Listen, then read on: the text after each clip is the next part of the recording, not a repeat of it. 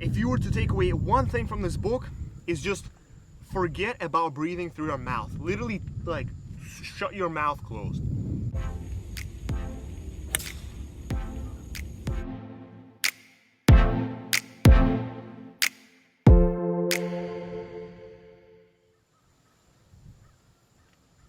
Ladies and gentlemen, when you first started improving yourself, it might have been a while back, but I'm sure you've came upon concept. It was called meditation, because meditation helps you be more mindful, grateful, and more calm. But the thing is, what a lot of people miss, I believe, is before you start meditating, before you get to the critical concept of meditation, you had to learn how to properly breathe. Because if you can't breathe correctly, then your meditation is still going to be effective, but it's not going to be as effective because you'll mess up your airway and your airflow, your oxygenation of your blood. And so this book, The Oxygen Advantage, is probably silly because you'd say, like, what the hell, Rustam? Like, what sort of book do I need to breathe? You know, just breathe like... And in fact, it's a lot more complicated. That's what I thought too. I thought, well, you know, a 350-page book on breath, that probably doesn't sound right.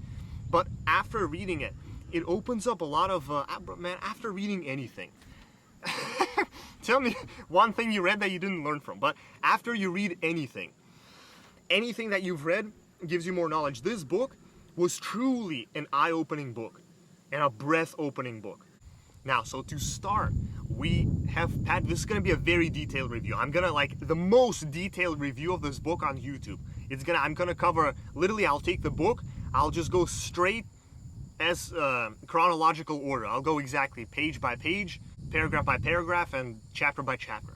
So, to begin, we have Patric opening up, and he says that the one thing that humans do nowadays in our society, the society itself, makes us overbreathe. It's the matrix. And it makes us overbreathe because the life is fast-paced. We have a lot of stress in our life. And in addition to that, we have pollution.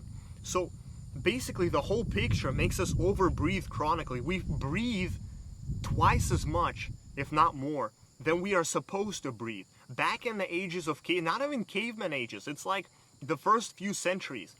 Past the caveman ages, we breathe through our mouth only if we were in a critical state of running away or hiding. And goddamn, bro, those mosquitoes. But we breathe only if we were running away from prey or from predators, or if we were, for example, chasing down food, you know, with like spears and bow and arrows, like. But basically, we did not breathe through our mouths. And he goes later in the book to talk how Native Americans, like Native American mothers specifically, they used to actually cover their children's mouths as they slept when the Europeans didn't do that, which is an interesting concept because usually they're pretty healthy. Native Americans, I mean. So he mentions that we basically breathe too much, and the modern life causes us, God, Jesus, bro. Excuse me, these bugs are crazy. Man, bro, Florida weather is not fun, bro. Humidity and bugs. But so he gives you a few questions to ask yourself. He says, do you mouth breathe by day? Do you notice yourself going? Do you feel your mouth getting dry when you wake up? That's a sign you're also breathing through your mouth at night. And do you hear your breath? So do you hear yourself going? Because if you do, you're also obviously breathing through your mouth, and aka overbreathing. So, once again, as the tip I said in the beginning, breathe through your nose. He says it causes us to lose health. We get anxiety, we get asthma, and we get fatigued a lot quicker because we got used to this. It's not natural. Humans are not supposed to breathe through their mouths. We got used to this process, and now it's basically messing our whole body systems up. So, he says, when we overbreathe, the narrowing of the airways happen. So it's crazy. It's just the breath. When we breathe too much, you know, when you like inhale too much, like maybe if you like anybody ever went in a pool and to stay in longer, you go and then you hop in. Well, you feel a little more lightheaded, and that's because your airways, they kind of get a little more, how would you say it? Contracted. They get tight. And so as they get tight, it messes up our whole circulation, and it's harder for our heart to pump blood. Basically, carbon dioxide, on the contrary, he says, helps the oxygen seep into the organs and organ tissue in the blood and better spread through the body. So it's literally, he says, the opposite effect. It's crazy. Like, nobody knows about this. Think about it. Carbon dioxide that is exhaled or held will be the key difference in helping the oxygen get in the blood and oxygenate it faster. It is absolutely crazy. So basically, how we breathe determines the level of carbon dioxide in our blood, and the carbon dioxide in our blood in turns determines how much blood is actually getting saturated. And so the key is not to breathe more, because when you breathe more, your body can only absorb a certain portion of breath. So your alveoli, the little sacs on your lungs, they can only take in a certain amount of air.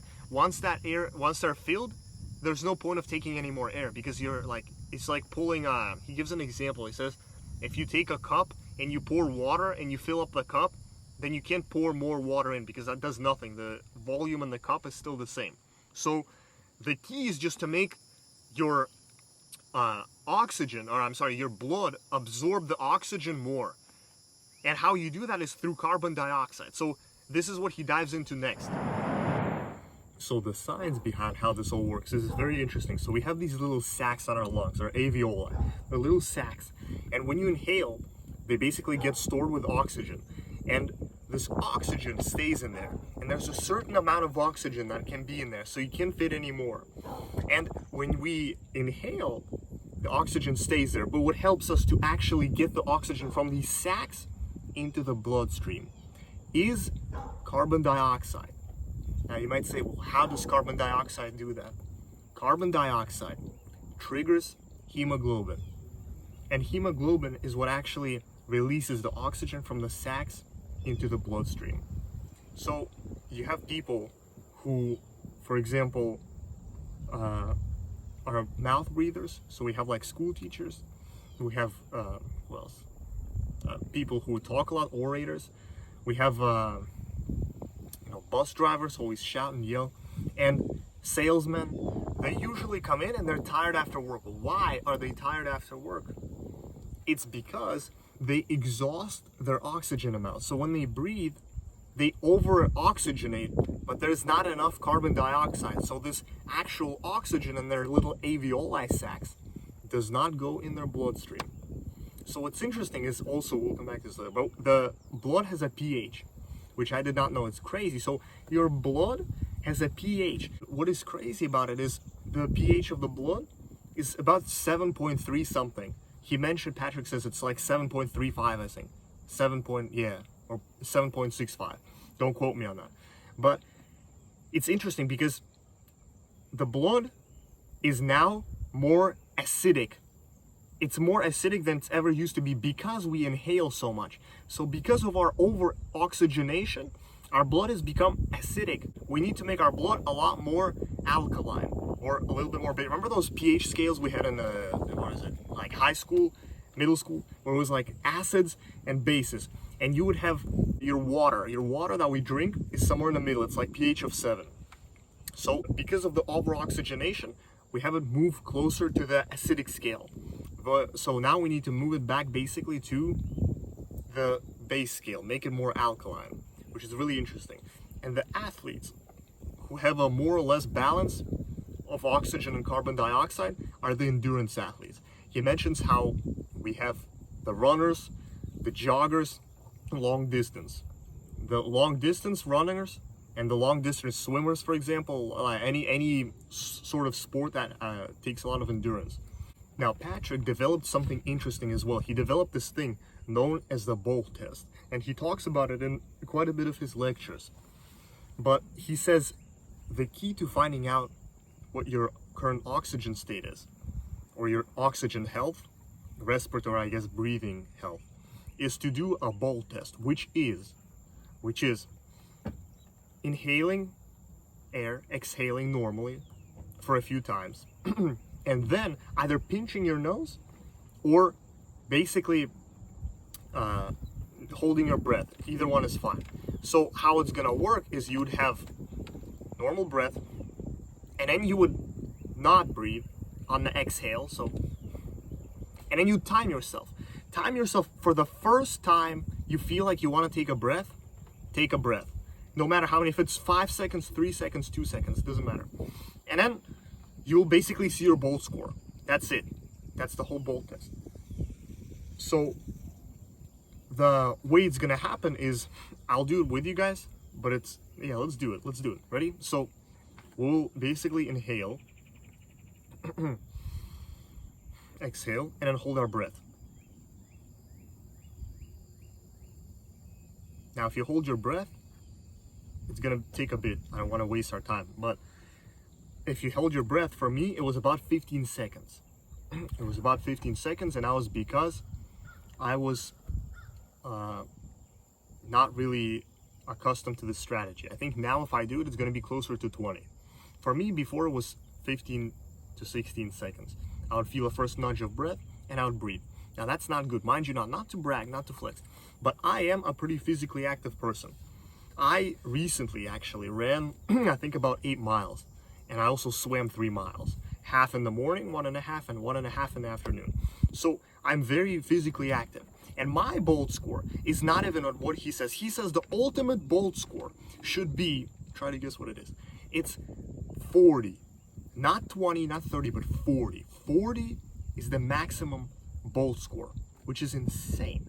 It's in a crazy amount of time. So the way it works is, I think professional athletes, when they perform, oftentimes a lot of professional athletes won't even have the appropriate bolt score.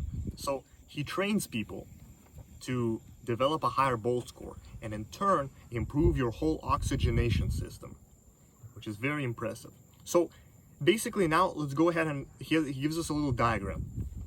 And the way this diagram works is, if your bolt score is 10, so if you were able to hold it for 10 seconds and then you release your air, that means you have very frantic breathing. And what happens is you usually breathe without pauses, and you take a breath about every 2 seconds to 3 seconds.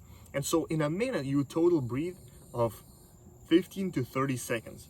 And that is not good. That is way too fast, and you're over-oxygenated. So then, if your bolt score is 20, which is kind of an optimal level, which is decent, it's still not as good, but it's decent, is you breathe with pauses about 1 to 2 seconds, but you still have a similar 15 to 30 second breath pattern. So the better score, I think that's where I'm at, and the better score is 30 seconds. So if you have a 30-second breath span, then basically how it works is you breathe, I think it's 10 to 15 times a minute is what he mentions. It's 10 to 15 times a minute, and then your breath is usually pretty steady, so you're lightly breathing. And then what happens is you have the final breath, which is the bolt score of 40, and that means that you breathe 6 to 10 times a minute. 6 to 10 times a minute. That is crazy. Now, that is the ultimate goal of anybody, or according to Patrick, he says any athlete should be able to do that, and any person in general should be able to do that. Now, very interesting, if you were to take a fire academy course and you were to become a firefighter, you know what they'll tell you is the usual breath per minute. It's respiratory rate, that's what it's called. So the usual person's respiratory rate, according to the National Bureau, or what is it called? The National Healthcare System, is about 16 to 18, no, I'm sorry, the average is 16, but I think it's 12 to 18 breaths a minute. 12 to 18. That is insane. That is an average person. So then you tell me, is the average person healthy? Is he healthy if he is breathing 12 to 18 times a minute, when Patrick recommends you breathe 6 to 10 times a minute with a bolt score of 40? That is insane. That just gives you a whole perspective of how, I guess, arrogant the whole healthcare system is. it's hard. Like nowadays it's hard to take care of your health because even the benchmarks of health are not at where they're supposed to be. And he points this out a lot. He says it's very difficult to be able to properly breathe in our modern society due to the health pollution factors, the fact that there's a lot of chaos and you usually don't get a lot of rest, you're always nervous and frantic, and because of the healthcare system, which tells you that you should breathe with a bold score of 10. Constantly over breathing. That's not cool. That's all I can say. You might say, well, Rustam, are you a certified doctor in order to tell me all this rants that you go on? Well, yes, I am a doctor of philosophy.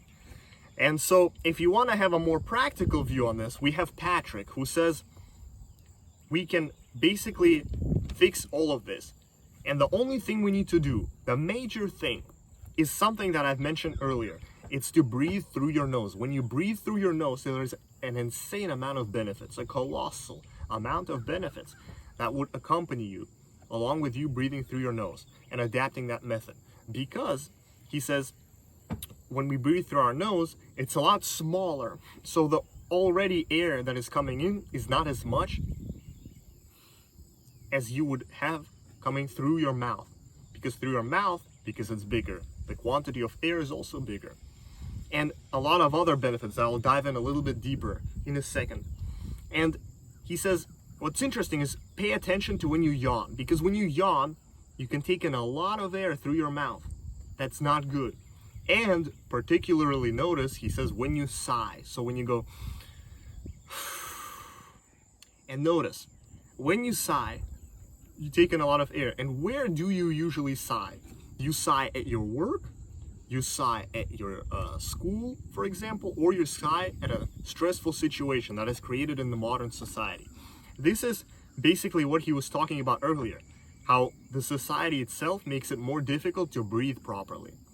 And what's interesting is the way to reset it, or sort of bring back your oxygen, is if you yawn or sigh and you consciously notice this, then you can simply hold your breath for 10 to 12 seconds to restore your proper balance of oxygen and carbon dioxide. Simple as that. So then he gives a very good quote, and I'll read it out. He says, a sustained need for air over 10 to 12 minutes is enough to reset the receptors in your brain to tolerate a higher concentration of CO2, also known as carbon dioxide. So this is kind of a crazy, mind-blowing trick, because in order to, I guess, reset constantly your airway and oxygen to carbon dioxide ratio is to simply have an air hunger for, now you don't obviously hold your breath for 10 to 12 minutes. You basically limit the amount of oxygen that goes in. So you have an air hunger for 10 to 12 minutes, and then your receptors in the brain switch and start functioning a little bit more normally. Very cool, very interesting. So how would we stimulate high altitude training? He goes into high altitude training, which is the training up in the mountains.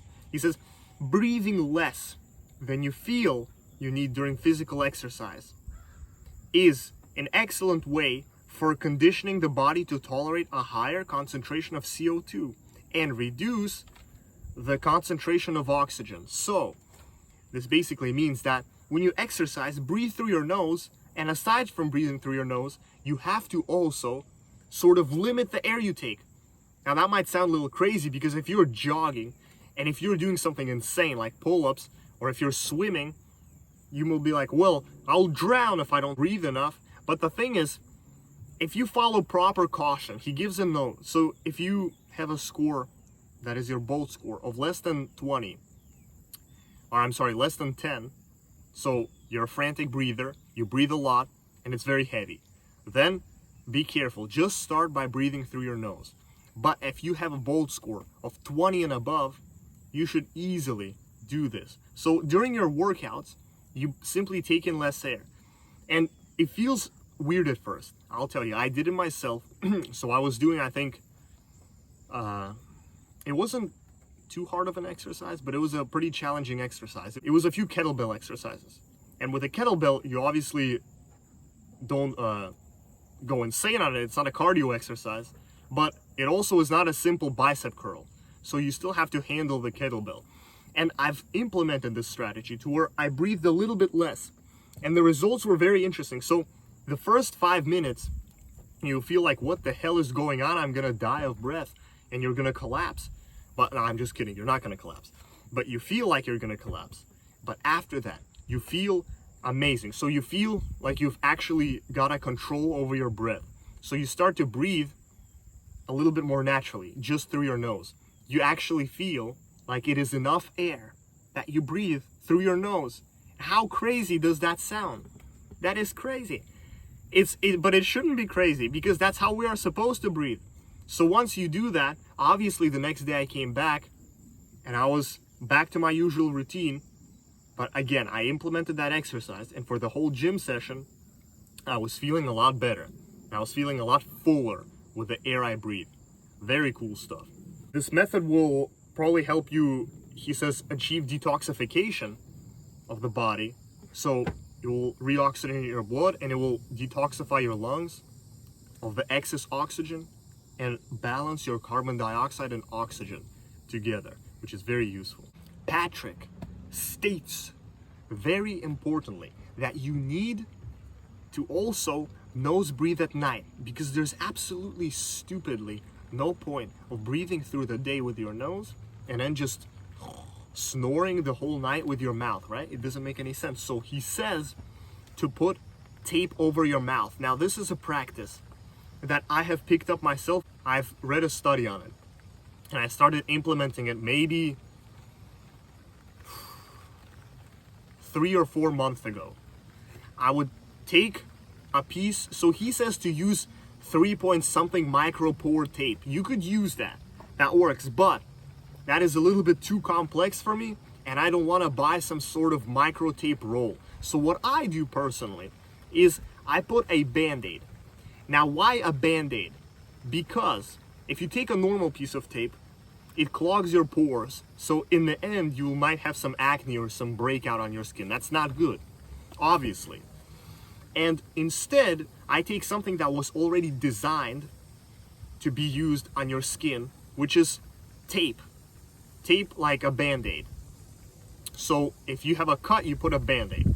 Same with your mouth. You take a piece of band-aid and you just put it on your mouth. It doesn't have to cover the whole mouth. For me, for example, I just put it like here and here. So my mouth is closed and I can't open it during the night. So I'm forced to breathe through the nose. And if you're really scared, then what you can do is take one piece of band-aid and just tape it straight in the middle of your mouth. Don't be scared, because if you need to breathe, you would just breathe through the corners of your mouth at night. But you shouldn't do that. Just in case you're scared, just simply put that and try it. It is an absolute life changer of a tactic. It's not even a tactic, it's just a life hack. Because when you wake up in the mornings, your mouth is not going to be dry and you're going to feel a lot more well rested.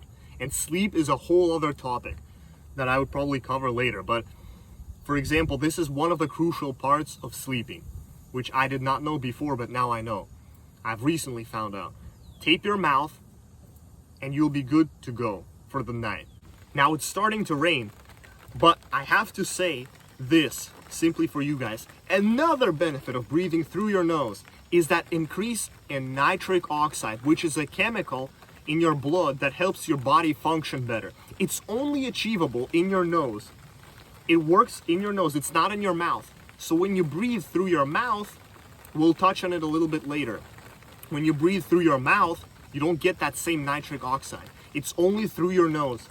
And the more of it you get, the better. He says a good tip to increase your nitric oxide production in your nose is to hum.